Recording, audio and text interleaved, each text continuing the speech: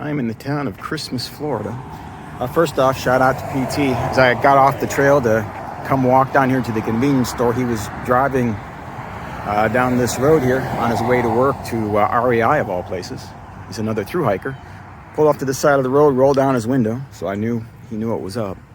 He said, "You hiking the trail?" "Yes, I am." He offered to give me a ride to the convenience store here. So thanks, man.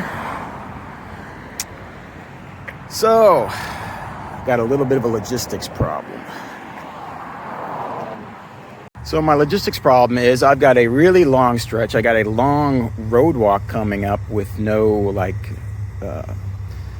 support or camping or anything. So that's going to be today. I might have to go halfway in stealth or maybe put on the headlamp and just night hike. The glamorous life of a thru hiker. I'm going to be hanging out here in the back of the convenience store as my stuff charges. I got my headlamp charging on the outlet over there on the side of the building. Then I got to charge up my power bank, and then I'll get moving because it looks like at least 100 miles before I'll have any kind of chance for another resupply or being able to charge my electronics. Matter of fact, the videos might be short over the next few days just because I'm going to need to conserve as much electricity as I can in these devices, my headlamp, my phone, my power bank, because it might be a while before I can do it again. So yeah, I'm going to have to hang out here and wait for my stuff to charge up, and then I can get moving on that 30-mile road walk. Challenges. So heat is now becoming a factor. It's getting warmer in Florida, and I got a long road walk ahead. Don't want to do it in direct sunlight, so I'm thinking this could be a long night hike. Do that road walk in dark. Stay cool. It's gonna be miserable if I do it during the day. I just know it. I don't really have any idea what the road is like. If it's like some of them and there's it's not busy and there's a shoulder to walk on, heck, that wouldn't be bad. I'd do it during the daytime. But if it's like some of the really nasty ones, I'd rather do it at night. If it's one of these ones that doesn't have any shade along the way.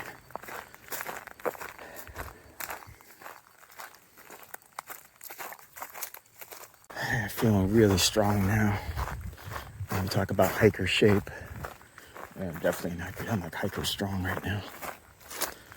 Absolutely no issues anywhere physically. It's just like, car being fine-tuned and firing on all cylinders.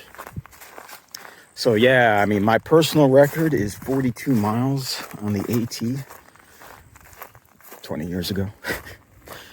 But I'm thinking maybe I might break that today, because I've already walked quite a few miles today, and I could just get that road walk out of the way tonight. Just night hike it, go for a new personal record. I guess we'll see how the road is, but yeah, I'm just feeling really strong. This is when you get addicted. Man, it's a difficult journey to get to this point. I mean, when you start a thru hike, you're in a lot of pain, and it's a lot of people, they just can't hack it. They're like, there's no way, this is not for me, I quit. But the ones that stick it out and get to this point, when they're in hiker shape, those of you out there who thru hike know exactly what I'm talking about. You get to this point, it's bliss. Because this is a wonderful thing to do every day. And, provided the weather cooperates, there's no downsides.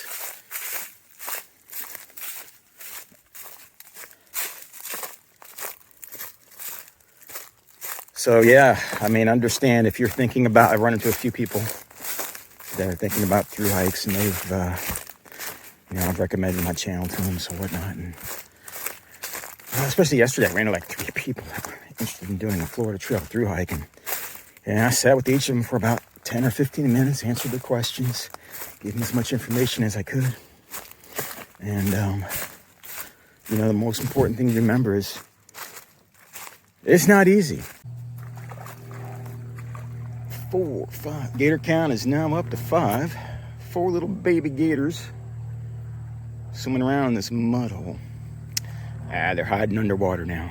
Got shy. So gator count 5.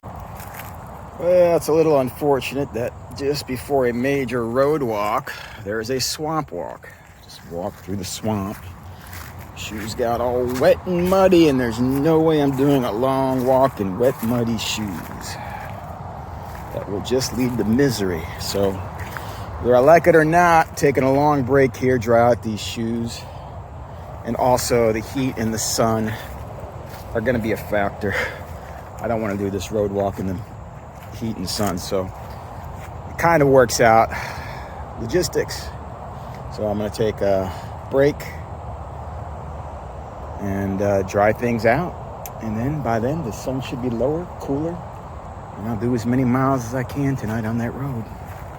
Also, big thanks to the people that maintain water caches for us. This one's getting a little low, but there's still some water. It hasn't been raining for a while now, and looking at the forecast, it's not gonna rain much, or if at all. Like in the next 10 days, I don't think it rains at all. So the water has been dry. The water sources have been kind of nasty. So we really are going to have to start depending on these water caches a lot. So yeah, just keep in mind, there's some of us still out here, and we're going to really depend a lot on these. These are going to become very important for me. Well, these shoes have been great. There's just one flaw. They're waterproof. Good thing with Hot Frog, you just walk through a swamp. Can't really see it, but trust me, there's a swamp back there. You just walk through a swamp. Waterproof shoes sound perfect. Waterproof shoes are terrible because waterproof shoes do not dry quickly. So this is taking a lot longer than if I had shoes that were not waterproof. They'd be dry already. These things are still drying.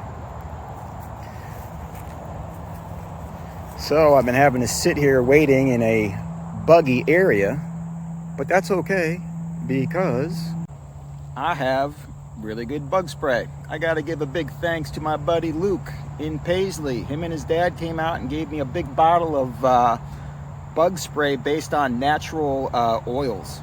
And of course it was a big bottle, and I'm a thru hiker, so the only big bottles I carry are big bottles of water. But I went and got a travel bottle and put that all natural bug spray in here. Sprayed it on me. Bugs aren't bothering me. And it smells really nice. It smells really nice. It feels good on the skin. So again, big thanks. So thanks, Luke, for bringing this out to me with your dad and sister. I really appreciate it. It's helped out a lot. Thank you. Well, this will probably be the last segment of the video because it is now the start of a 30-mile road walk. Just ran into a northbounder who just did it. He started at like 3 in the morning. Took him 14 hours to get to the beginnings where I was hanging out drying my shoes. Exchanged some information. It's good talking to you, Undertow. And, you know, it sounds like night hiking is the way to go. He looked like he had just, you know, been to heckin' back out in the sun doing that road walk all day. So I basically got 2 options.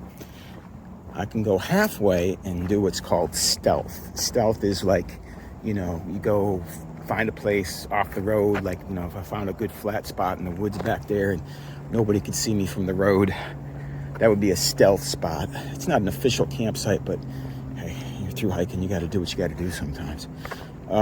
So I've looked in the app, Gut Hooks, and it says that indeed there is a decent stealth opportunity at about halfway. So I'll definitely get there, and then I'll think, well, what should I do? Should I stop here or not? It'll be really late when I get there. It'll be after midnight. The other thing I'm kicking around is, why not just push all through the night and do this? And then when I get to the camp, he said the campsite is really nice at the end of this road walk. I can either hope that there's some nice shade there, set up my tent and sleep for a few hours, and that should do me fine. Or, who knows, maybe I'll just keep going. I doubt it, though. That's a lot to ask. Not to mention, I'm fully loaded right now.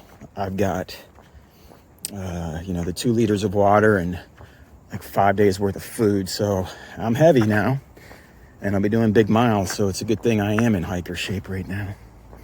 Okay, yeah, I don't think I'm going to want to pull out this phone much unless something exciting happens on this road walk. I just want to gut it out and get it out of the way. So I'll probably close right here.